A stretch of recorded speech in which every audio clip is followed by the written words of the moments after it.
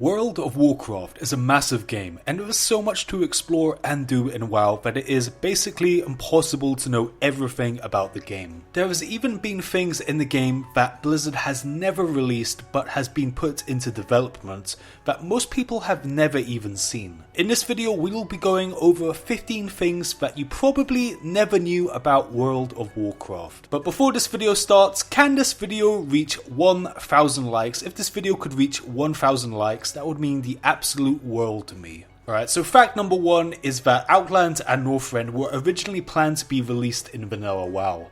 Now, in Vanilla WoW, there was the Eastern Kingdoms and Kalimdor, and we were basically exploring those two continents, and that was basically the game, right? However, Blizzard's initial plans for Vanilla WoW was to include the entire Outland, Northrend, and the Emerald Dream into Vanilla WoW. But this was of course way too ambitious, and if you look online you can actually find that there is evidence of Blizzard developing Outlands in Vanilla WoW, and it looks completely different to the Outland we got in the Burning Crusade. In fact, the Outland that Blizzard was developing to be released in Vanilla WoW was pretty much a carbon copy of the Outland in Warcraft 3. And Blizzard, when it came time to release the next expansion of WoW, they pretty much scrapped it all and they released the Outland that we know of today. Northrend was another thing that Blizzard planned to release in Vanilla WoW, but it was just way too ambitious for the time. The Emerald Dream is also something that has pretty much never been released in the game. Like, we did get to see the Emerald Dream in this expansion in Legion WoW. If you go into the Emerald Nightmare and you finish all the raid bosses, you get to see a snippet of the Emerald Dream. However, the Emerald Dream was planned to be in World of Warcraft since the alpha. Like, it's been in developmental limbo for the longest period of time, and we still haven't really gotten to explore Emerald Dream. However, Blizzard designed a really big zone that never got released, and we never got to see the Emerald Dream, but it has been in development. Number two is rogue and hunters were planned to be able to use bucklers.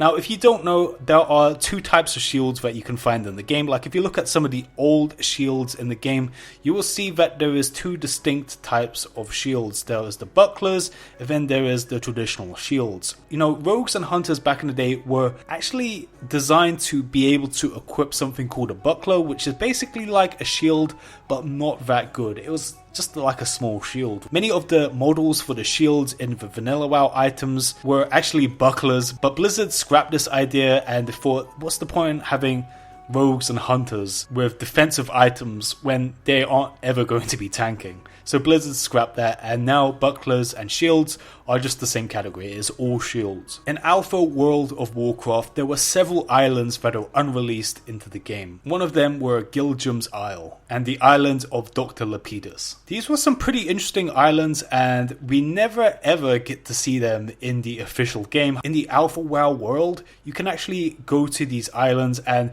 there's nothing special. It's kind of like Stranglethorn Vale. It's just more of Stranglethorn Vale, basically. It's like there's trolls and stuff, there's like tigers. It is basically just more Stranglethorn Vale. However, Blizzard scrapped this later on down the line when it came to releasing the actual game. And an interesting Easter egg is that there is a Statue of Liberty model in the Alpha WoW game files. Wyverns were planned to be a playable horde race.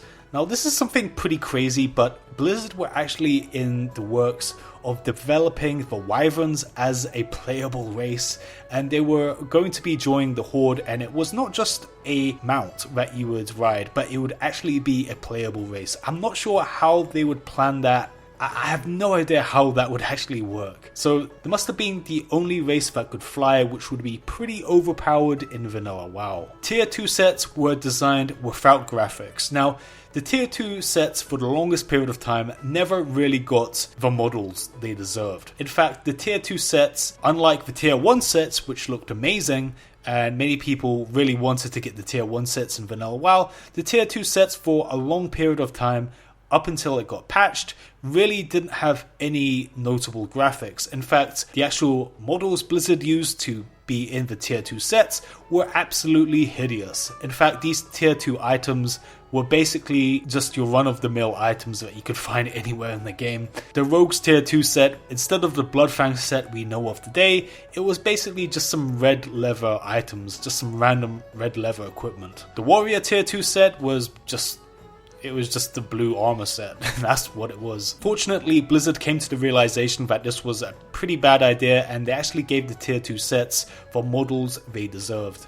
And they got a well-needed update. Spells used to have skill like weapon skills. Now, weapon skills was an old school mechanic where when you use a sword, you will develop your sword skill and you can max it out, which basically meant you could hit more often. This has been taken out of the game, and it's kind of just seen as like an unnecessary grind in WoW. But Blizzard were initially planning to have spells work in a similar way, like if you use a fire spell, then you level up your fire skill. And it was just something that was unnecessarily tedious, and Blizzard never put this into the official game. Player housing was originally planned to be in vanilla WoW, but was later scrapped. So player housing has been something that, you know, the WoW player base has demanded for the longest period of time. However, it has never been released. And Blizzard were pretty close to releasing it, and there has been some evidence that Blizzard has been designing and tinkering around with the idea of player housing. In the vanilla WoW Stormwind, there was a portal in the city, like a gated portal, and this was originally planned to be a player house that you would see in other MMOs at the time. I'm not sure why, but Blizzard decided to go against this. The closest thing we have to player housing today is the garrisons that were released in Warlords of Draenor. Rogue's Eviscerate originally had static damage. So static damage basically means it does damage regardless of your gear. There is no influence from your weapons, no influence from your stats, anything like that. In vanilla WoW, for a big chunk of time, the rogue's finishing move called Eviscerate was something that had no influence from your gear. You could be a rogue with the worst weapon in the game, not equipping any item, and you would do the exact same damage as a rogue in the best in slot gear that is also using Eviscerate. And attack power, agility, you know, all these stats really didn't influence it in any way. And this got later updated, and attack power started to scale with Eviscerate, and Eviscerate was no longer the static damage spell that was in the early days of vanilla WoW. The Unstoppable Force used to knock back players instead of stun them. Now, the Unstoppable Force was a OG item in vanilla WoW, and this was something you could get from the Alterac Valley Exalted Rewards. However, the Unstoppable Force didn't used to be a stun weapon, it actually knocked players back, and this was later changed because it was a little bit overpowered and pretty much nothing back in the day could knock players back. So having a weapon that would knock someone back could be exploited in many different PvP environments where you were facing a cliff, and if you get the chance and hit effect to proc, you could actually knock the player back and they will die of falling damage. So Blizzard thought this was a little bit too overpowered, so they changed this. Wall jumping was a really giant glitch in vanilla WoW, and it could actually be used to explore pretty much any area in the game. So in vanilla WoW, there was no flying mounts, and you had to basically walk or use a mount to get to anywhere. So the wall walking, wall jumping glitch basically let you climb any terrain you wanted.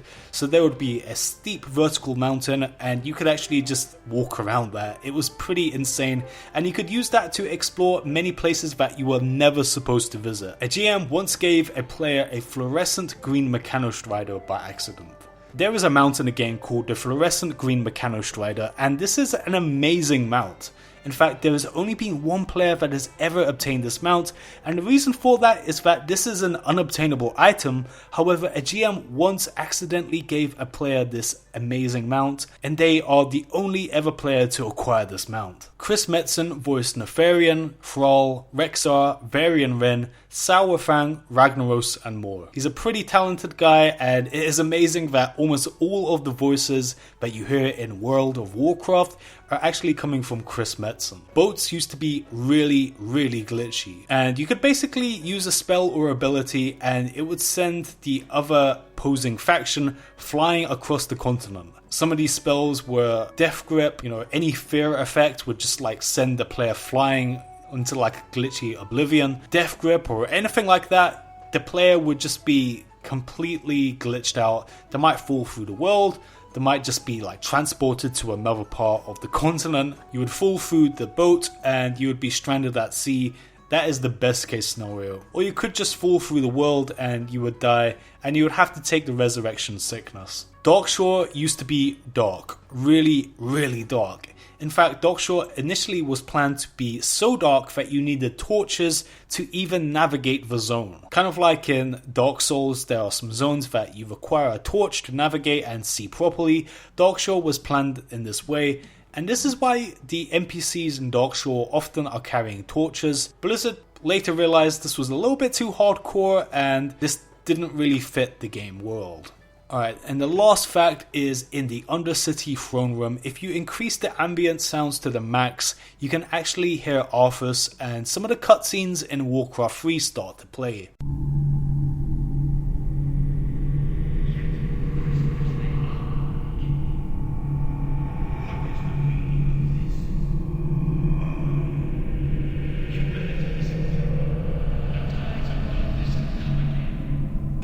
Well guys, I hope you enjoyed this video. If you enjoyed this video, please leave a like down below and subscribe to the channel for more.